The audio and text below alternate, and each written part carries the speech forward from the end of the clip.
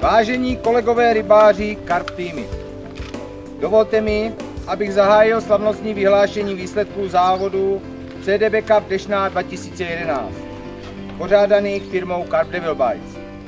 Než tak učiním, dovolte mi, abych poděkoval sponzorům, kteří tento závod podpořili a přispěli tak k úrovni závodu. Jmenovitě jsou to firma Mivardi, Jetfish, Grauwel, Carpe Plus SRO, Chyťapus, Tomás Carpio SRO. Za média je to pak časopis Kapr, Kapří svět, internetový server Mrk a spolek rybářů Jemnice.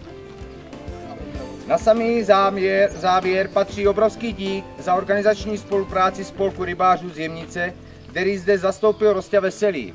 Tím bych mu chtěl předat slovo.